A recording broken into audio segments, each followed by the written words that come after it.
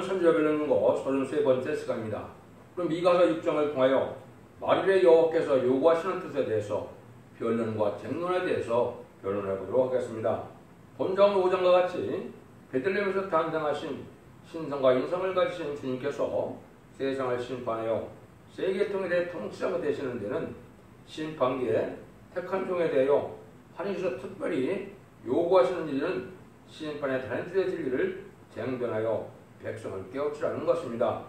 쟁변은 마지막 경고에 변론의 뜻이 내포되어 있는데요. 세임받은 종의 진리의 심판에 대한 틀의 변론의 말씀을 다시 연의 사명자로서 변론하는 사명을 뜻했는데요. 마지막 한 일에 전 3년반에 최종 변론의 사랑의 변론의 경고가 있고 난 다음에는 변론대로 심판하고 변론대로 구원하고 변론대로 재앙이 온다는 것입니다. 그래서 최종적인 최후의 변론을 뜻했는데요.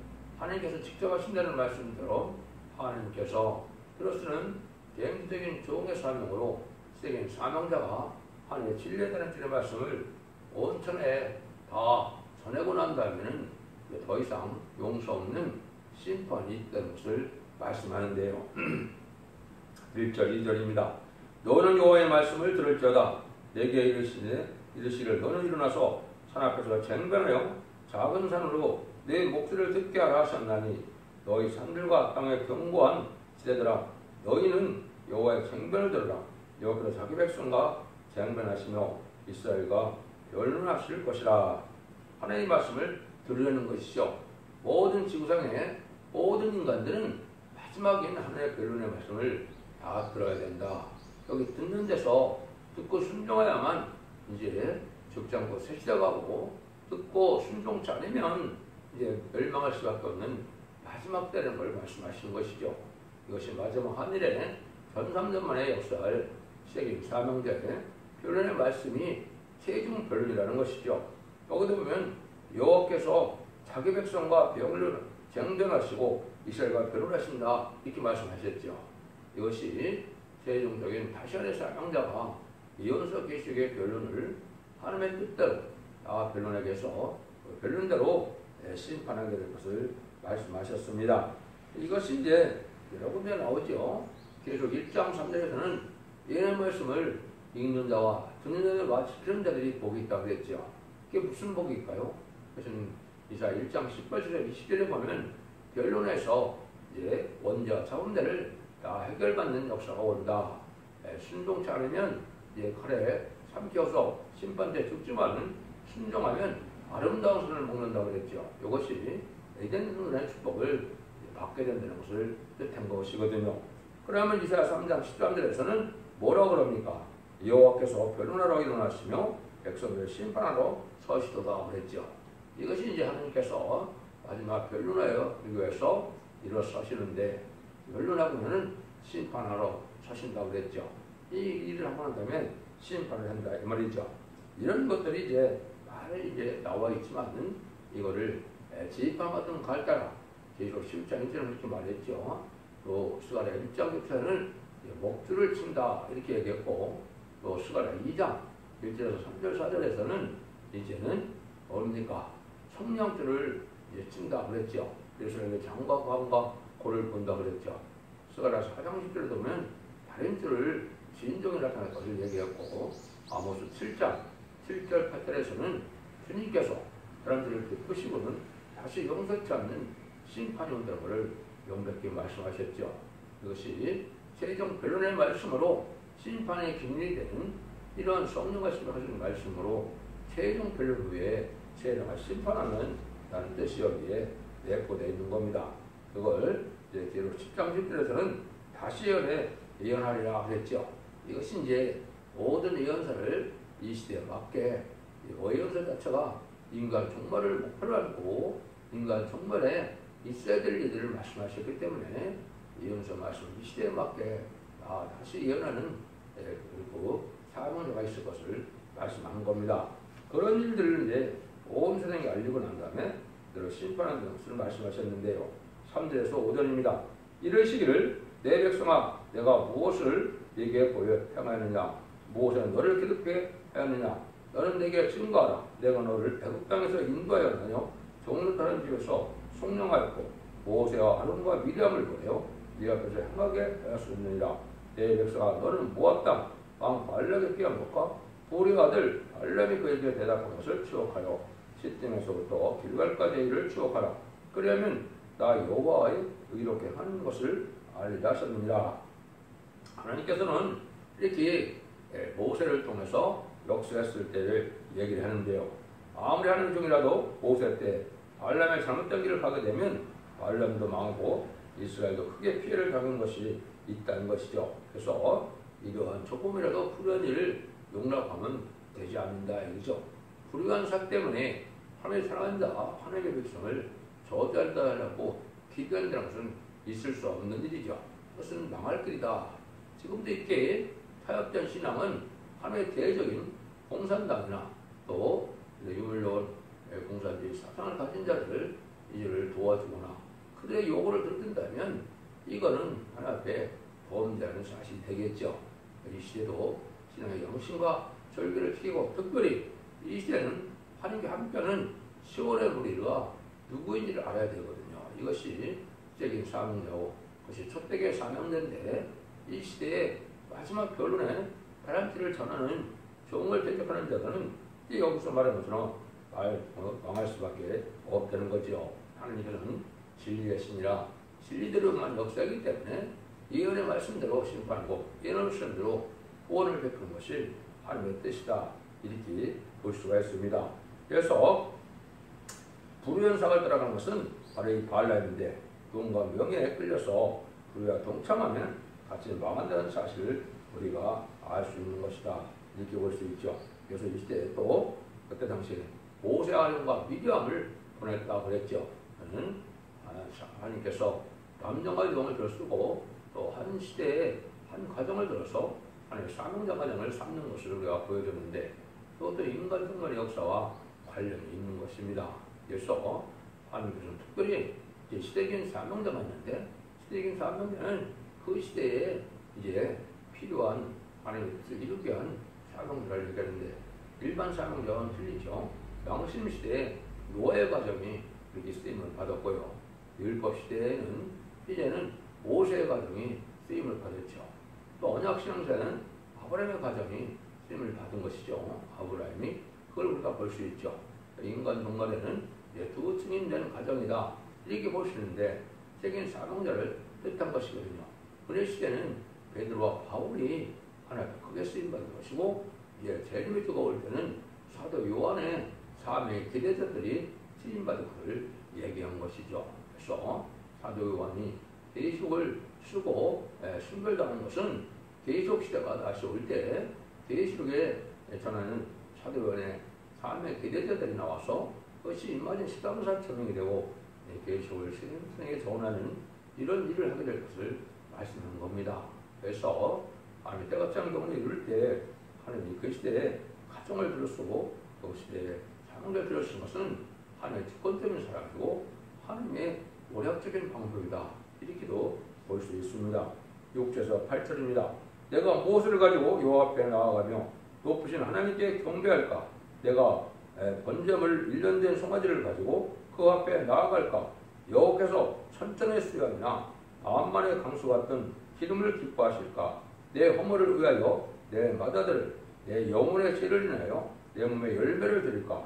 사람아 주께서 사는 것이 무엇임을 네게 보이셨나니 여호와께서 네게 구하는 것이 오직 공의를 행하며 인자를 사랑하며 겸손히 네 하나님과 함께 행하는 것이 아니냐 그랬죠. 하나님께서는 아무리 하나님 앞에 여기 천천의 수량과 강수 같은 기름과 또 아들을 바치는 제사를 할지라도 불의한 일을 하거나 또 공의와 인자, 겸손 이런 것이 없다면 하나님께서는 그 제사를 안 받으신다 그 말이죠. 이것은 여러분이 신앙의 근본이 무엇인가를 아셔야 됩니다.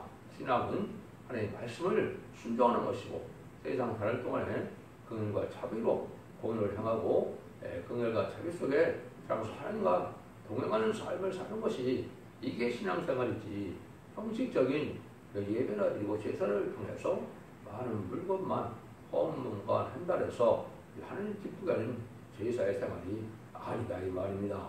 이 삶 자체가 의롭고 경건한 구별된 삶 속에서 정직하고 깨끗한 삶을 살아가서 하나님의 뜻에 순종하고 하나님과 동행하는 삶을 사는 것이 아주 중요한 삶이다 이렇게 볼 수 있죠. 그래서 에녹이 300년 동안 하나님과 동행하다가 죽음을 맛보지 않고 하늘로 들림을 받은 것처럼 인간적으로도 이 변화성도 될 사람들은 이렇게 하나님과 동행하는 삶 속에서 변화성도의 삶을 살게 돼서 죽음을 맛보지 않고 들림받게 된다 이렇게 볼 수 있는 것입니다. 그래서 이런 일들 할 때 우리 보고 매를 순히 맞으라고 그러시죠. 9절입니다. 여호와께서 성읍을 향하여 일쳐 부르시나니 완전한 지혜는 주의 이름을 경외함이니라. 너희는 매를 순히 맞고 그것을 정하신 자를 순종할지니라 그랬죠. 여기서 하늘을 향하여 부르시는데 외치는데 결국은 부르신다 그랬는데 완전한 지혜는 주의 이름을 경외함이라 그랬죠. 하나님을 믿고 떨림으로 섬기는 것이 완전한 지혜다 그랬죠. 매를 순히 맞고 그것을 정말 행하신 자를 순종할지니라. 그래서 완전한 지혜가 바로 이렇게 하나님께서 이제 뜻을 깨닫게 하실 때, 징계할 때, 그걸 순종하여 더욱더 하나님 앞에 바로 살게 해서하고 열심을 내는 것이 바른 지혜로운 삶이다. 이렇게 볼 수 있는 겁니다. 하나님이 공부하지 않으시면 어느 누구도 인간들이 스스로 바른 길을 살 수가 없거든요. 성령의 도우심으로 하나님의 간섭을 받아서 하나님의 징계와 연단을 받아서 온전한 인격을 잡고 변화되는 것은 하나님 뜻에 온전히 순종할 수 있는 삶이 되어야 된다 이 말이죠. 그래서 세상에서도 모든 나무를 제목으로 쓸 때 보면 어떻게 해요? 아주 잘 쓸 수 있도록 잘 깎아서 쓰는 것이 유연한 제목이 되는 것처럼 인간 생활에도 하나님이 마치 이런 나무를 깎아서 제목으로 만들어 쓴 것처럼 많은 시련과 연단 속에서 인격을 갖게 된다. 징계가 몸으로 괴로움이나 사업의 실패나 사람의 짓밟힌 이런 그 징계가 올 때 이때 우리가 원망할 일에 원망하지 않고 불평할 일에 불평하지 않는 이런 신앙 속에서 하나님의 뜻을 잘 구해서 바르게 사는 것이 필요한 것이다. 이렇게 볼 수 있습니다. 이것이 바로 그래서 인격을 갖춰가는 길이다. 이렇게 볼 수 있는 것이죠. 10절에서 13절입니다. 악인의 집에 오히려 불의한 재물이 있느냐 축소시킨 가증한 예가가 있느냐 내가 만일 부정한 고를 쏟거나 주머니 거짓 저울질을 두었으면 깨끗하겠느냐 그 부자들은 강포가 가득하였고 그 거인들은 거짓을 말하니 그 여가 입에서 계사하도다. 그러므로 나도 너를 쳐서 증이 상하게 하였으며 네 죄를 인하여 너를 정먹하게 하나니 이랬죠. 이러한 만일 불의한 재물이 집에 있다면 하나님의 복받을 가정이 되지 않는다 이 말이죠. 또 세상을 속이고 남을 억울하게 하는 이런 삶을 살아가고는 안 된다는 것이죠. 여기서 정치하고 평온하게 정을 얻고 이렇게 살아야 될 것을 말씀하신 것이죠. 그래서 그렇게 물질에 명백한 삶이 안 되면 흑암에 들어가서 진리가 잘 분별되지 않고 흑암에 빠져서 어두운 삶이 된다. 이렇게 볼 수 있는 것이죠. 그래서 이 도덕의 집에는 하나님께서 이렇게 저들을 들어갈 수밖에 없다는 사실을 아셔야 됩니다. 삶 자체가 의롭고 경건하고 정직하게 살아가는 이런 삶이 있어야 될 것을 말씀해 주셔서 하나님도 하나님과 재물을 겸하여 섬기지 못한다 이렇게 말씀했죠. 그래서 우리가 명백한 이런 물질을 가지고 사는 것이 중요하다. 불의한 것을 탐하거나 부안일을 해서 일을 치어가는 것은 합당한 신앙의 삶이 아니다. 이렇게 볼 수 있습니다. 그래서 야고보서 4장 4절에도 하나님께서 뭐라고 그럽니까? 세상과 뻗드는 것은 바로 가늠하는 일이다. 이렇게 얘기하셨죠. 그래서 우리가 바르게 사는 것이 지금 중요하고 돈을 사랑함이 일만하게 뿌리다. 또 디모데전서 6장 10절 이렇게 얘기했죠. 그래서 우리가 물질을 바로 사용하고 물질이 아닌 명백하게 것을 말씀하신다. 이렇게 볼 수가 있는 겁니다. 10절에서 16절입니다. 내가 먹으나 배부르지 못하고 속이 항상 빌 것이며 내가 감추나 보존되지 못하겠고 보존된 것은 내가 칼에 붙일 것이며 내가 씨를 뿌리나 실하지 못할 것이며 감람을 밟으나 기름을 내 몸에 하지 못할 것이며 포도를 심은 밟으나 술을 마시지 못하리라. 너희가 오늘의 율례와 아합집의 모든 행위를 가지고 그들께를 쫓으니 이는 나로 너희를 항목케 하며 그 거함으로 사람의 치속거리를 만들게 하려 함이라. 너희가 내 백성의 수욕을 담당하리라. 사람이 뒷불치를 탐하다 보면 심판원에 큰 어려움과 고통을 받게 되는 것을 말씀하셨죠. 하나님의 뜻에 절대로 순종하지 않는 자들은 하나님의 황목에서 치속거리가 된다. 수욕을 담당한다. 그랬죠. 불의한 재물을 탐내는 삶을 갖고는 안 된다는 것이죠. 이제 기독교의 수치라는 것은 뭡니까? 하나님과 재앙의 날에 하나님의 절대적인 보호와 인도함을 받지 못하면 그 자체가 바로 뭐라고요? 수치다 이 말이죠. 지금은 바른 신앙을 가졌나 안 가졌나는 환난과 재난에 하나님께 절대적인 보호와 인도가 돼서 하나님의 피난처가 되시고 하나님의 보호자가 되셔서 하나님의 피할 반석이 되시는 이러한 하나님의 인도함을 받는 자들이 참된 신앙을 가진 것이고, 아무리 화려하고 높은 지위에 이러한 어떤 종교적인 명예를 갖다 할지라도 하나님의 보호와 인도함을 받지 못하면 그새 수치를 당하는데, 이건 합당치 않은 삶을 살면 하나님께서 이제는 이 세상의 분목도 다 끝나는 날이 온다 이 말입니다. 지금은 불의한 자나 거짓말하는 자나 우상숭배하는 자들이 잘 먹고 잘 살지만은 환난과 재앙의 날에는 그렇지 못하다는 겁니다. 그래서 다 진리 앞에 합당한 삶을 살아가는 자들 외에는 바로 구원함을 받지 못하고 살아남지 못하는 환난 재앙이 온다는 것이죠. 여러분들이 또 하나님께서 마지막으로 이 결론의 사랑의 경고를 하나님을 잘 귀담아 들어서 이 말씀을 읽고 듣고 지키는 자들에 대해서 먼저 자문제를 해결해서 가족적인 축복을 받는 것이 이 시대의 참된 구원이고 참된 소망이다 이렇게 볼 수 있습니다.